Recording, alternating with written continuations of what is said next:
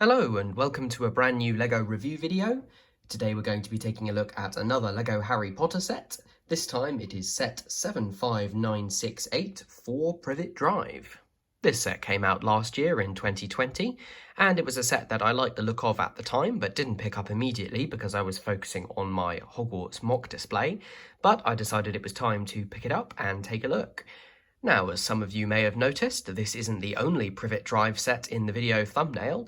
In fact, today I'm not only going to be reviewing this set, but I'm going to be comparing it to the previous Privet Drive set that LEGO made, and that was set 4728 Escape from Privet Drive. That was a set that I had at the time, so when it came out, and I decided to go back into my collection, rebuild that set to the best of my ability, and then compare the two. So what I will do is I will quickly show you that set, just so you can see what it consists of, and then I will go through the minifigures of the newer set and just compare those that have equivalents back in the earlier set. And here is that original set. As you can see, it's quite a bit smaller, and as you would expect for the time it came out, a little more basic, although I think they gave it a decent go. And there's actually one particular piece, which I will point out in a minute, that has been a definite downgrade in the new set. You may notice that some of the pieces in this set are the wrong colour, specifically some of the pieces on the front of the Ford Anglia and also Uncle Vernon's torso. This is purely because these are pieces that, for whatever reason, have either been lost or damaged or used in other MOCs, and I'm not about to take those apart, so I just thought I'd let you know ahead of time that yes, some of the colours are slightly wrong, so you'll just have to imagine that they are correct, and that Uncle Vernon has not been made an honorary Jedi with an Anakin torso from Attack of the Clones. So we'll get on with the minifigures from the new set and compare them to the old ones. Obviously there are half the number of minifigures with this set, so we'll get through Harry, Ron and Uncle Vernon first so we can compare them, and then on with the ones which are exclusive to the new set. So first of all, we'd better start with the two Harrys. On the left, we've got the Harry from the new set, and on the right, the Harry from the old set. Should be fairly obvious, as that was back when they were using the yellow skin tones for licensed minifigures as well. There's actually quite a few similarities between these two minifigures, although the new one is definitely an upgrade in pretty much all ways. The only way it's a downgrade is that you can't bend his legs. But I think the fact that they decided to use short legs for the younger versions of the characters was a really good idea. The shirt is actually very similar. They've just updated the way that it's printed, and it has its open on the newer minifigure and buttoned up on the old. Obviously, the new minifigures come with their wands, so Harry and Ron in this set both come with wands. No back printing on the older minifigures, and just a general upgrade in terms of the colours and prints used. The older minifigures don't come with printing on the reverse side of their heads, except for a few special cases, such as a Harry and Ron who are doubling up as Crabbe and Goyle in the Slytherin Common Room set. Obviously, new minifigures do come with printing on the backs of their heads. I will just show you this one. Just the standard expressions we've come to expect from the younger versions of Harry, a happy and a scared face. The hairpiece is actually quite interesting in that there are a lot of similarities, and you can tell they were going for a very similar thing, but I think the new one with its little cutout for the scar just works so much better.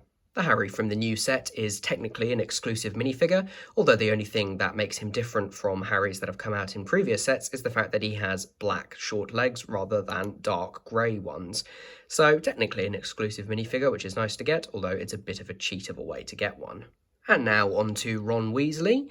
Again, some similarities, but also some differences. They're still going for that smirk on his face, or at least I think that's what they were going for on the old one.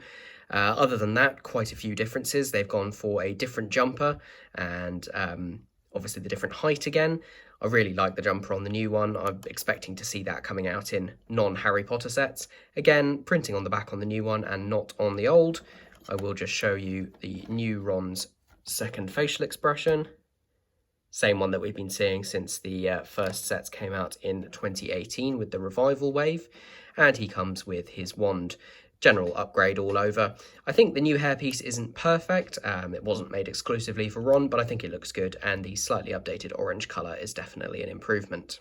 And now to Uncle Vernon, where I think some of the biggest changes have happened. Obviously the old one with the yellow skin tone, I've said before that the torso is incorrect. That's an Anakin torso. The original torso I'll put a picture up of showed him in his dressing gown, and the new one obviously shows him in his day clothes. So just a different choice made there.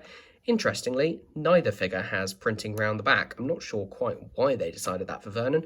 Obviously, there's nothing really that is needed to be printed round the back, but you could have at least had some of the hemline, as you can see on the front.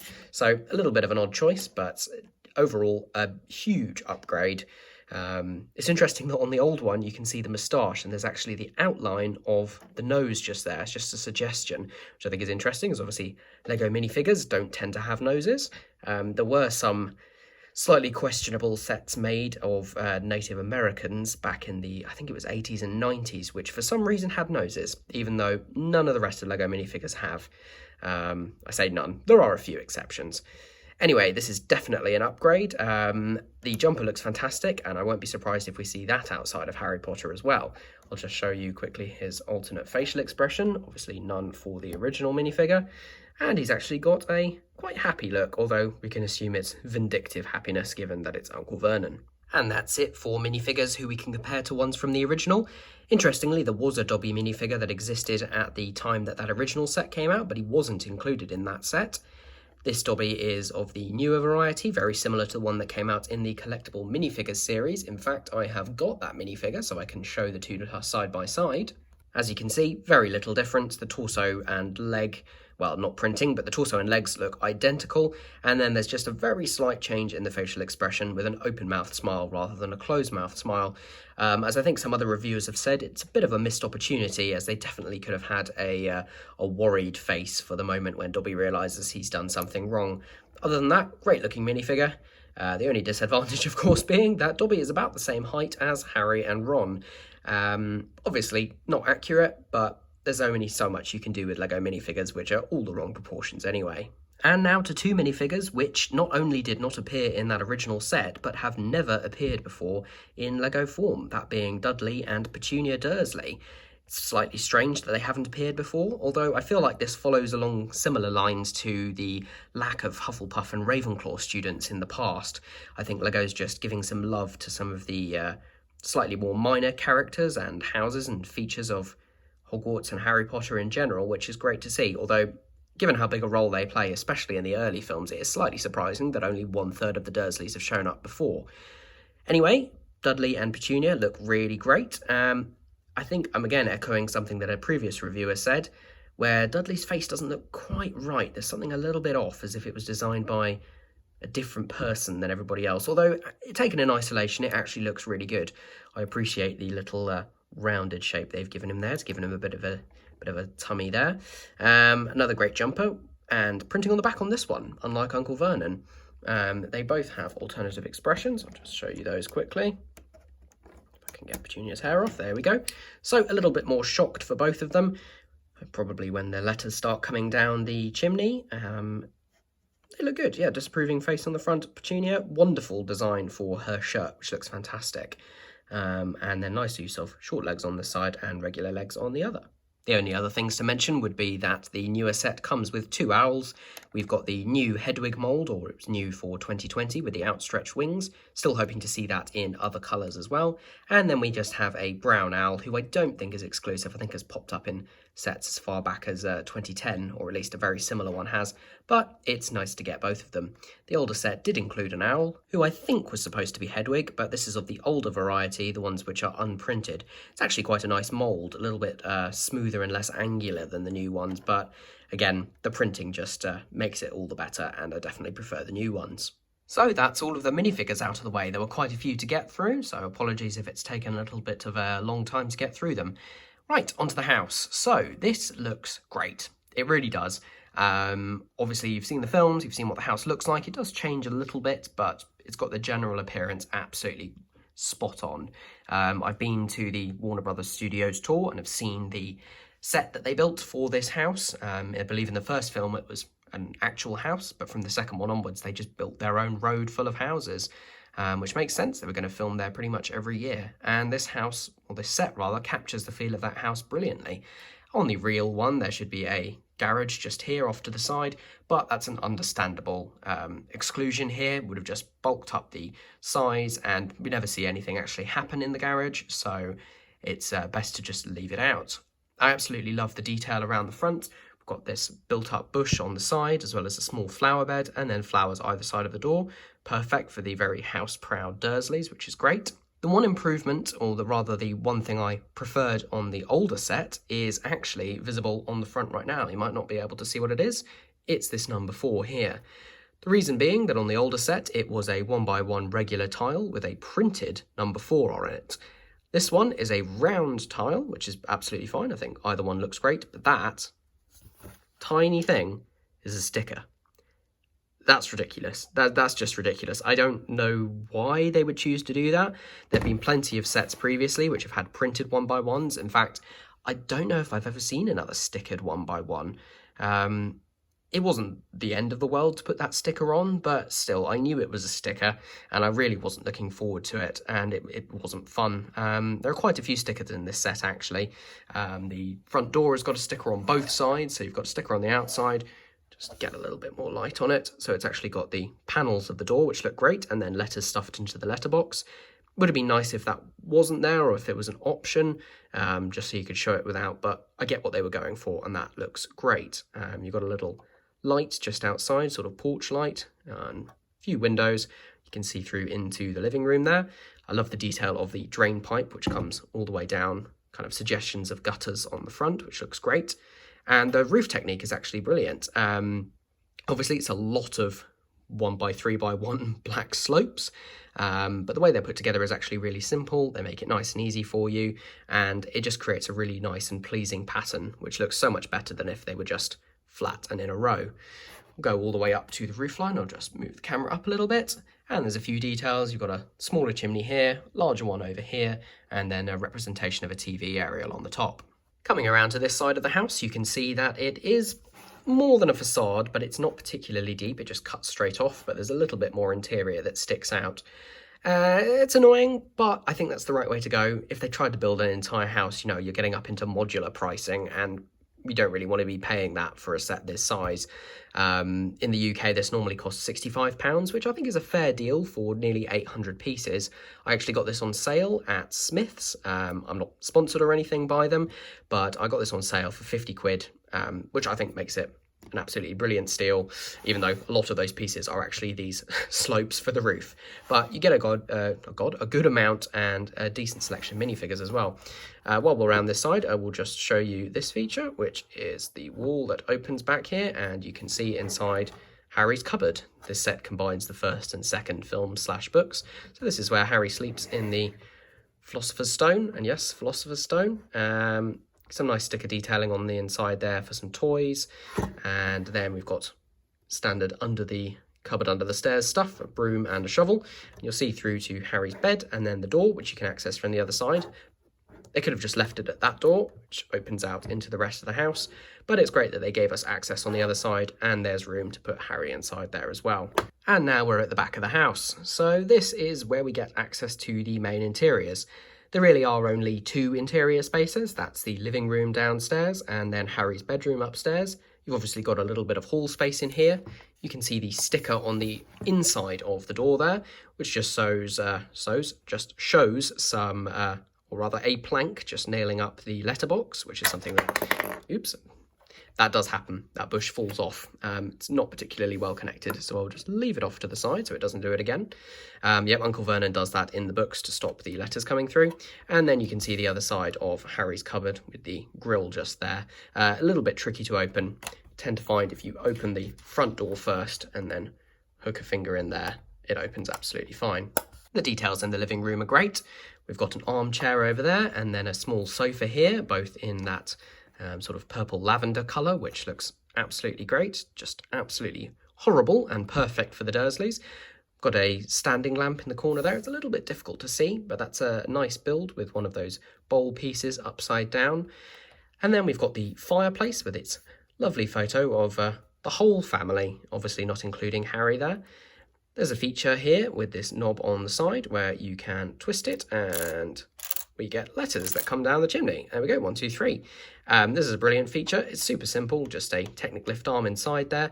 And when you want to reload the mechanism, you just take the letters from here, turn it around to the side and feed them into the little slot, making sure that the arm is up first, otherwise they'll just shoot on through.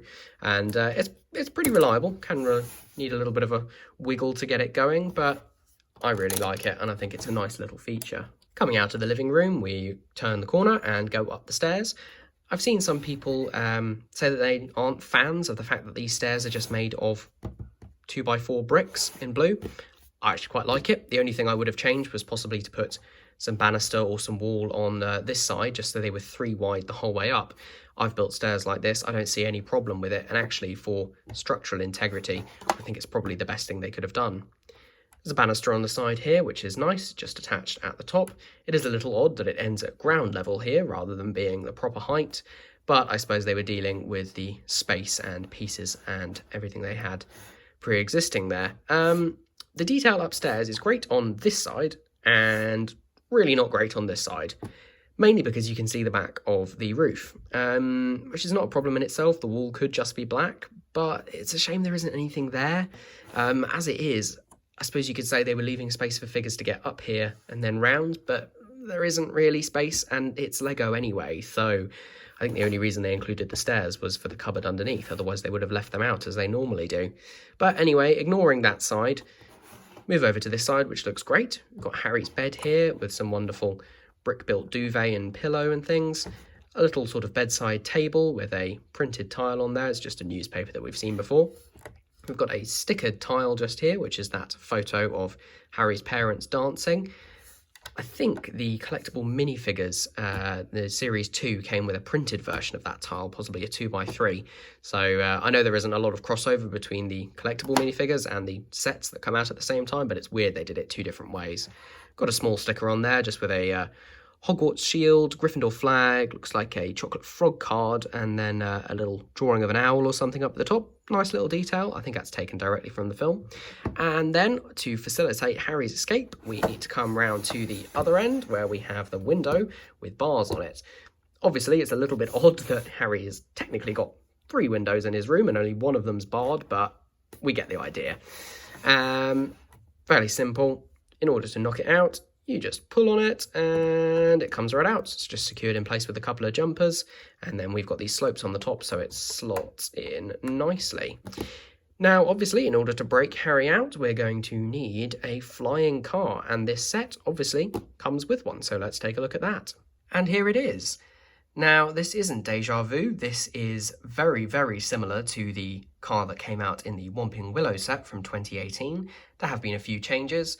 The side pillars have been done in a different way with stickers on panels rather than slope bricks. They've changed the way that they've constructed the bonnet, and the boot has been done in a different way. That does mean that you can open it up and there's a suitcase in there which will just tip out along with a chain. Obviously we can attach this to the window and then yank it out of the wall, which is great, so that's a nice little feature.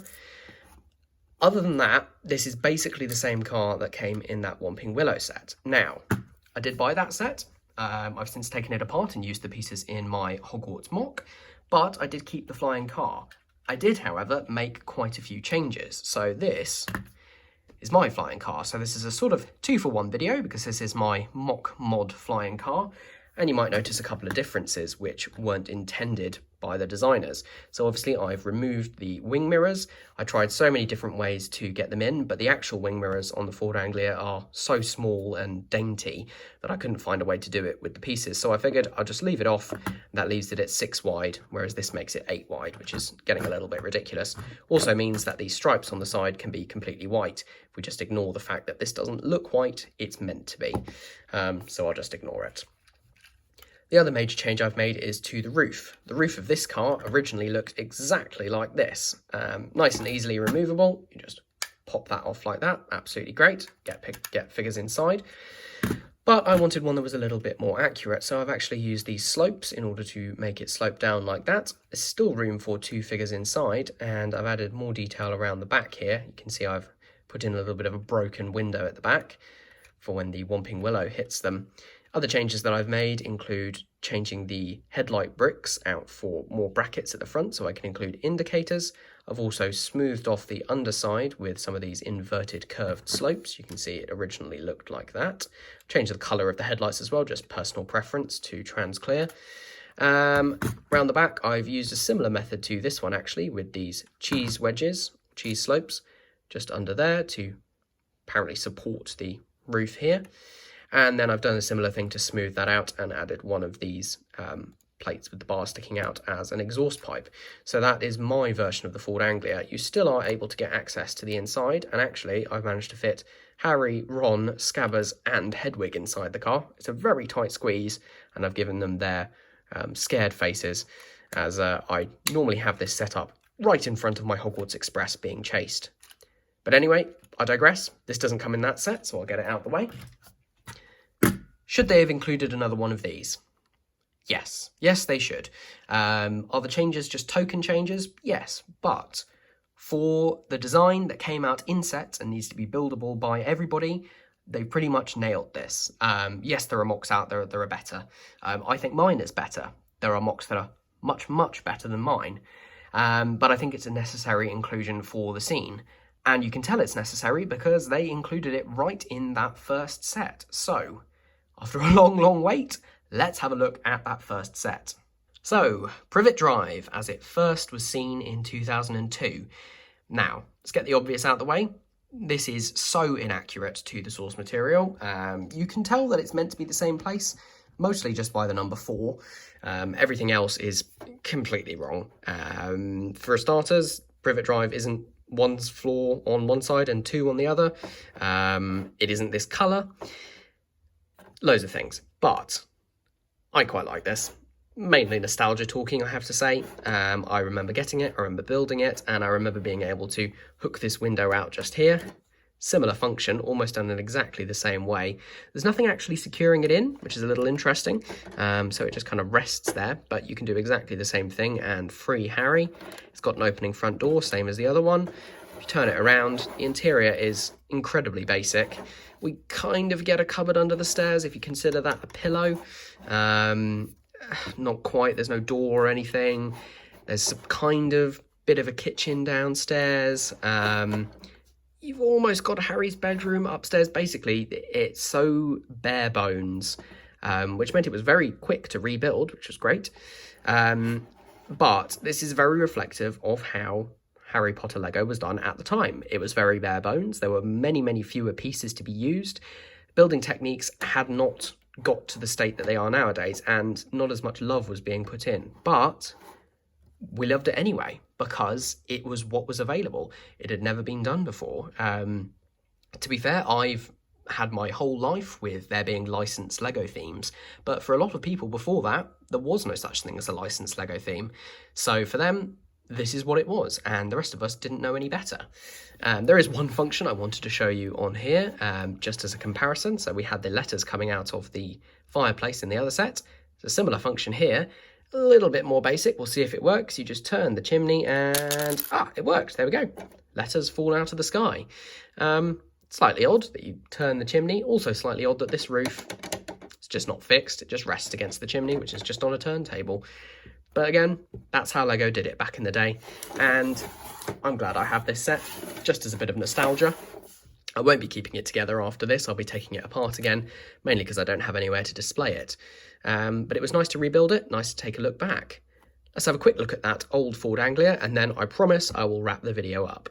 And there it is, the original Ford Anglia. Now, this was my favourite part of the set when I first got this set, nearly 20 years ago. Well, mainly because it was a car. It was a car, you could fit 2 people in it. You could get the roof off. Pieces are a bit stiff now. You could fit 2 people in. They're just on tiles, but then there's this plate with the bar sticking out, which just kept them separated, which was actually a really good way of doing it. Obviously, the construction is a lot more basic. As I mentioned previously, I've had to substitute some parts. So we've got some teal, some medium azure. I could only find one of these chrome grills, which is a shame because they don't make them anymore. But overall, the construction is actually really good, and a lot of techniques and indeed pieces have been carried over. It still uses these same doors, it still use these same slopes. It even had a little bit of rudimentary snot building with this front piece here, which, you know, it looks decent for the time, given the part selection. The boot, I actually think, is great, or trunk if you want to call it that. Inside, you've just got a small rope which just hooks over that bar on the window to provide exactly the same function. I remember absolutely loving this build. It's not as good as the newer ones, no, definitely not, but it was great to rebuild it again. Some of these pieces have actually gone into my new MOC build because I decided to do that rather than order a bunch of new pieces. Also, weirdly, I remember this is the first time that I ever realised that Lego's scale was weird. Because if we get one of the minifigures and put it next to the car, you can see how incredibly short. And I know they're meant to be kids, but even so, that is just completely off, given that Uncle Vernon is exactly the same height. It's a problem with Lego, but to be honest, is it a problem or is it a feature? I think it's a feature, to be honest. Just a funny memory that I suddenly had when rebuilding this. And there we go. That is my very long, very rambling review and comparison of these two sets, as well as my modded flying Ford Anglia, which is the third in my collection.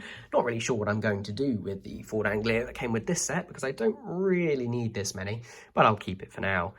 A couple of things that I forgot to mention about the new Privet Drive set are the Privet Drive sign, which is just here. Simple construction, just a sticker on a tile, but they've actually given a space for the owl to sit on top, which is nice, super simple. And the other thing is the all-important cake.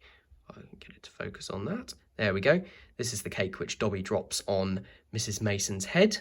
And it's a great little build. It's fantastic. You can get a character to carry it, but it also comes with this trans clear stand just to make Dobby hover it around the kitchen. So that's everything I have to say about this set. Thank you very much if you've stuck with me to the end of this slightly longer than usual video. Let me know if comparisons like this are something you'd like more of in future. I've got a whole load of old Harry Potter sets, which are currently all in pieces, but I would have great fun building again, and I can either review them or compare them to some of the more recent sets. If you've liked this video, then please drop a thumbs up down below, subscribe to my channel, and I will see you very soon for the next Hogwarts update.